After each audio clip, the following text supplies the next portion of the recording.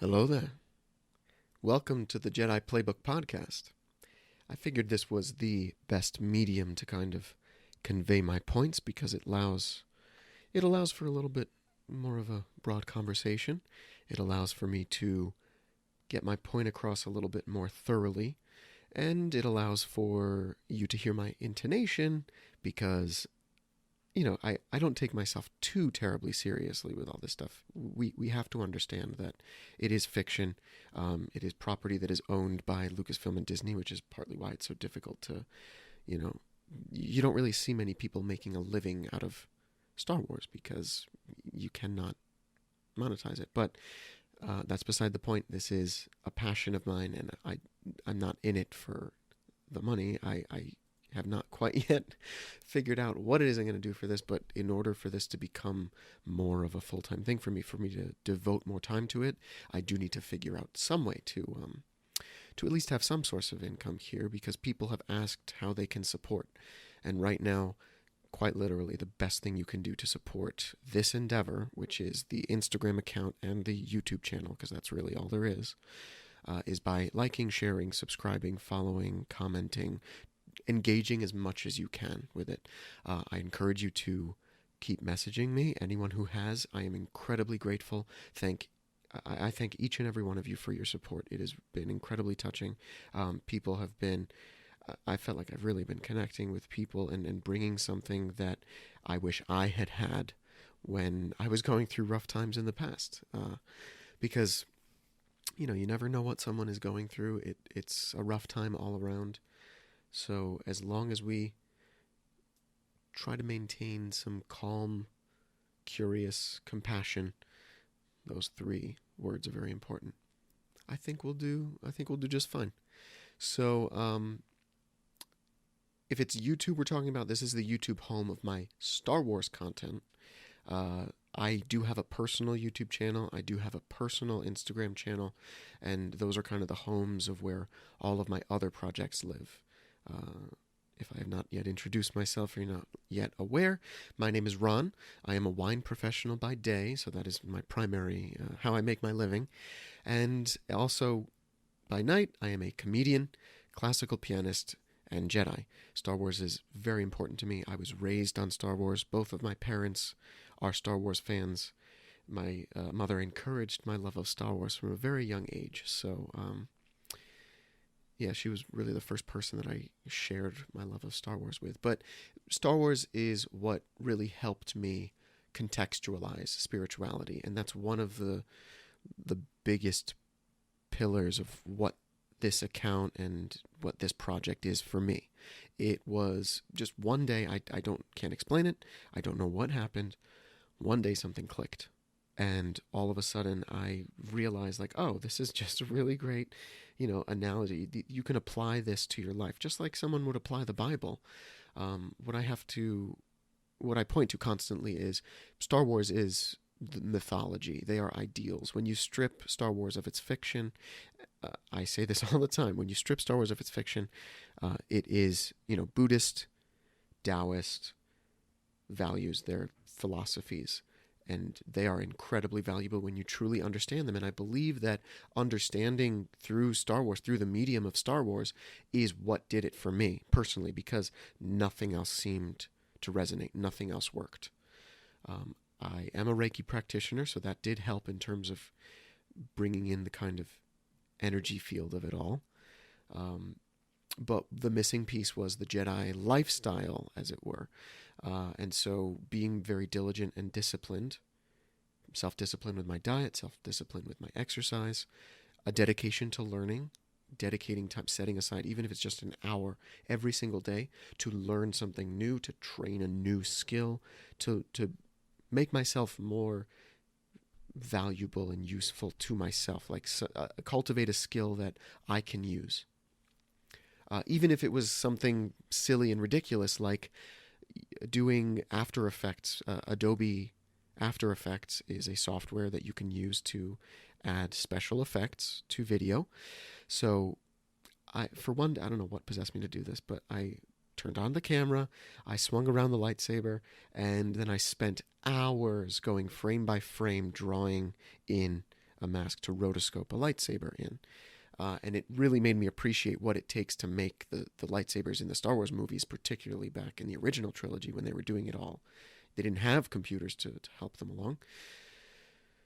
Anyway, the Jedi lifestyle was really important. Meditation, self-discipline, learning. When I did the challenge, I did it for 30 days, and I tried to not miss a single day of my workout, be really strict and diligent with my diet. I have talked about on my personal YouTube channel, my podcast, how I've struggled with medical issues, IBS, stuff like that.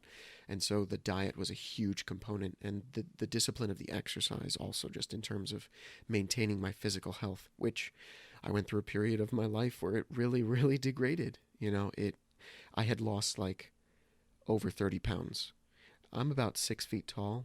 That is 183 centimeters, I believe, if I'm not mistaken. I'm 6 feet tall. I should not weigh 150 pounds. That's not healthy. I was more frame than I was muscle, because I actually went to this doctor who kind of analyzed my physiology. Fascinating stuff. And actually, I interviewed him. So if you are at all interested, there is an interview on my personal YouTube channel, Ron the Bon Vivant, which I can post here as well. But I do want to keep it distinct. This is where I will talk about Star Wars and my life in the context of Star Wars. Which brings me to probably the most important point. Understanding Luke's journey and in the original trilogy is where I draw a lot of my inspiration, and that's the ideal that I hold to. It's like Luke understood balance. In Return of the Jedi, we see him as the fully realized Jedi. He introduces himself as a Jedi Knight to Jabba. That's important, because up until then, you never really hear him introduce himself as a Jedi. So, big step there. Him defeating the Rancor, huge deal without his lightsaber. And then what the majority of my posts are going to be focusing on coming up, just because I'm obsessed with this scene just as a whole, just for what it stands for, what it represents, and the action and the characters and all what's going on. The sail barge assault in Return of the Jedi, when, you first see Luke's lightsaber, right? Obsessed with that scene, absolutely obsessed with that scene, but I draw a lot of inspiration to that. He was captured by Jabba, but never lost control of the situation. Despite not necessarily being in control at any point, he just had faith. He had complete faith in the Force. He's and through the lens of Han Solo, when they're on the way to the Sarlacc pit, you really see that. You see him, Han is ridiculing him, basically, he has absolutely no confidence in him. The last time he saw Luke, he was kind of a, not the most successful.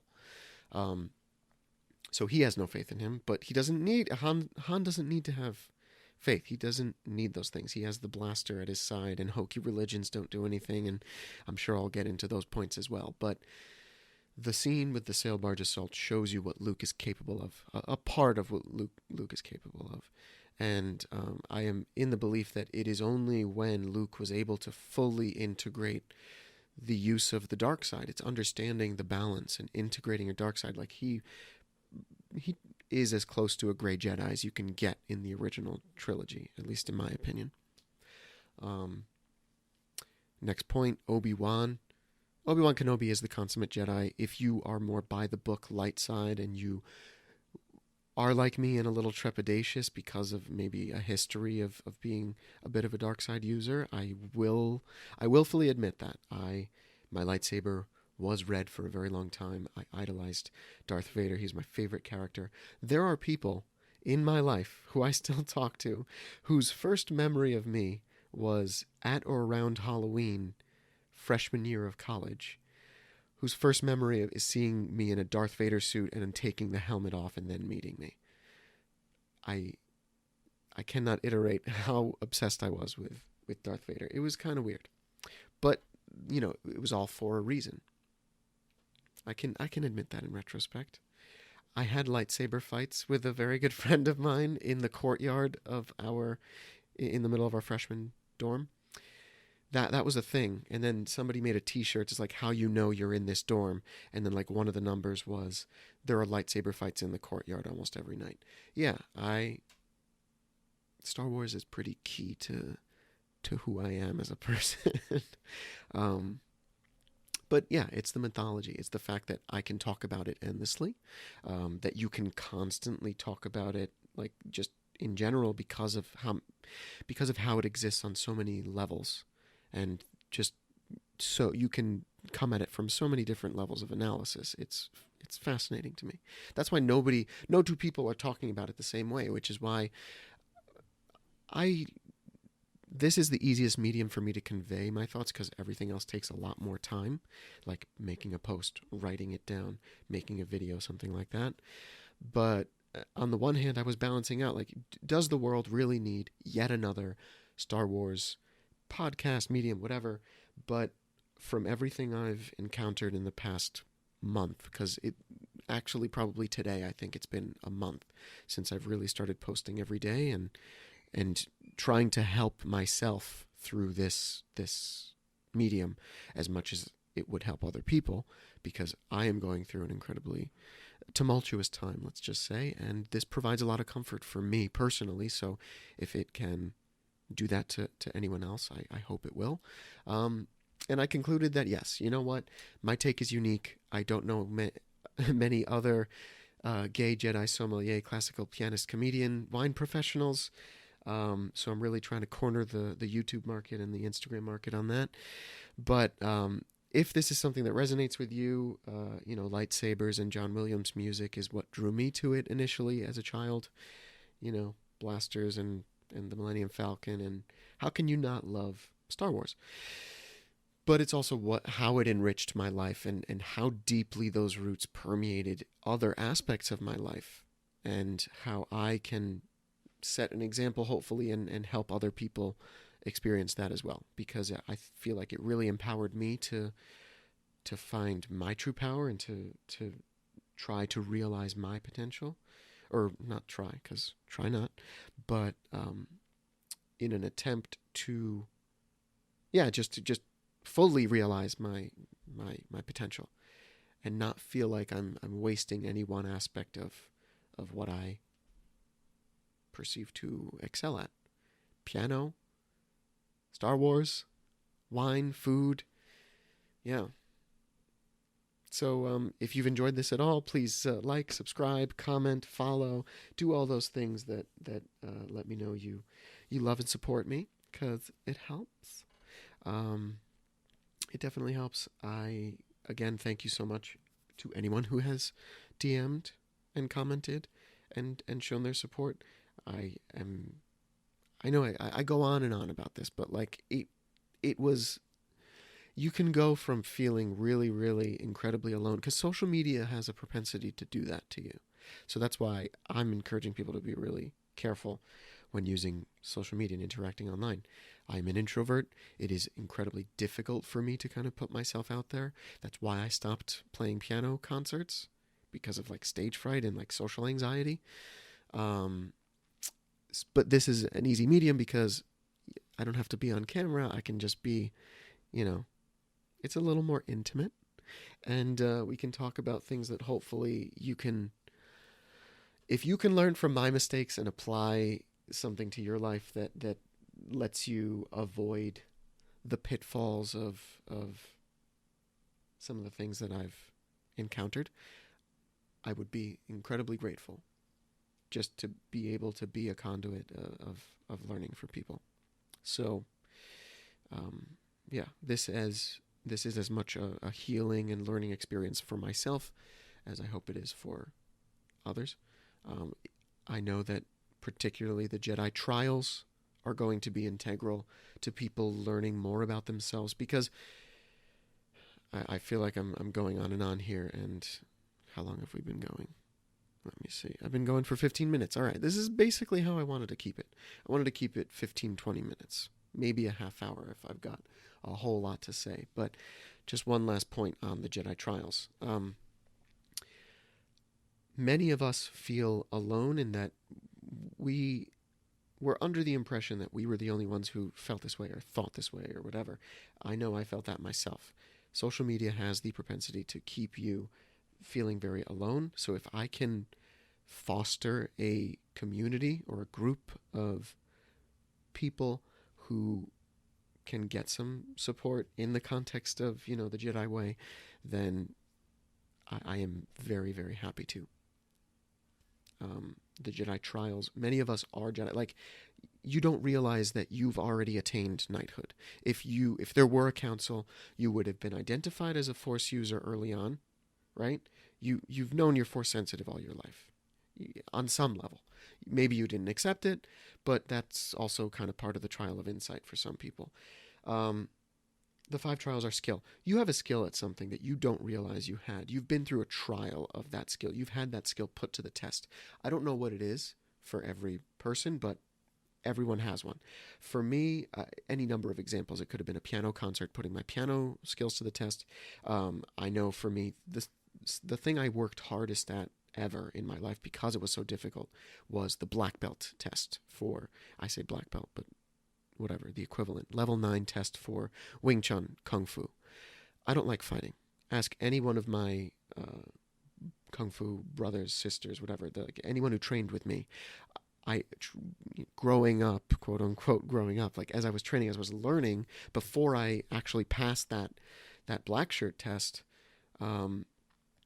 I couldn't even throw the punch, like to accurately give someone an accurate punch for them to counter, because I don't know, on some level I was afraid of hurting my training partner, I think was one of the deepest things. And also I didn't like fighting.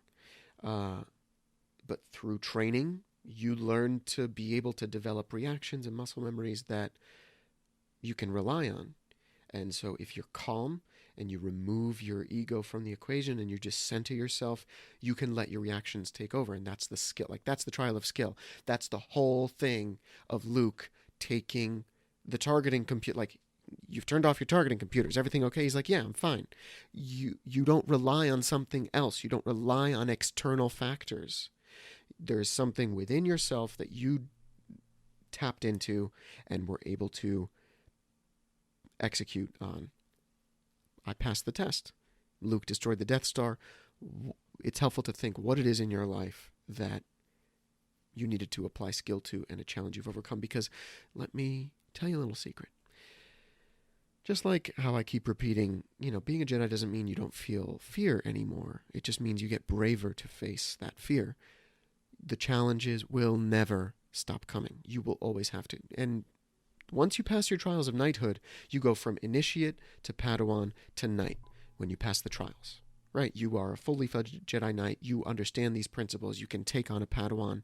And then, if you train that Padawan to knighthood, you have essentially demonstrated that not only do you understand the concepts and have passed them yourself, but you can train someone else to do that as well. So that's when you attain the rank of Master. But there's another way to be Master, right? You can be awarded the rank of Master if you pass a second set of trials, a second set of challenges called the Trials of Mastery. I draw from mainly the original trilogy, some of the prequels, and this book, The Jedi Path. Beyond that, I have not read the expanded universe, or I'm not familiar with the entirety of what is canon now. All I'm saying is this stuff really, really helped me. If it helps you, let me know, and I will continue to do it. If I'm talking to myself, that's at the very least, I love the sound of my own voice, and you can be entertained by that. So, yeah.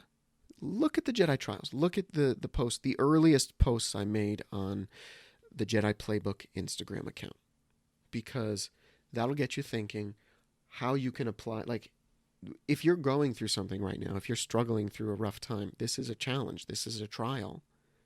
If you've already passed a trial that basically is this, you can look back with the knowledge of, oh, how did I pass it back then? Why don't I apply that to what I'm doing right now and see if that works? Because the solutions are all there. It's like we have everything we need. We have everything we need. It's all at our fingertips. Trust the Force, trust in yourself, trust in your abilities, find your center, connect to that, feel the Force, connect through meditation. If you can find that, if you can have a breakthrough, or if you haven't had a breakthrough in your meditation yet, just take 10 minutes to center yourself and sit and breathe and just listen to your breathing and feel your body, like that moment of stillness, even without the transcendental breakthrough of feeling the energy flow, will still aid you greatly in whatever you need to accomplish throughout the rest of the day. So, just remember, the Force will be with you always. You just have to connect to it. And even if you don't connect to it, it's there anyway.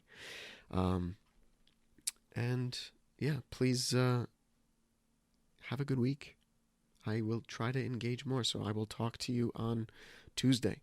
I will put out some kind of content on Tuesday. This content's going everywhere. I don't care about being, oh no, I'm going to put this on YouTube. It's like, I'll put this on Instagram. I'll put this on IGTV. I'll put this on YouTube. I haven't done the Apple podcast thing because it's a lot of work. I'm short on time, and this is literally the easiest, quickest thing that I can get out. So hopefully it speaks to someone on some level. So, may the Force be with you.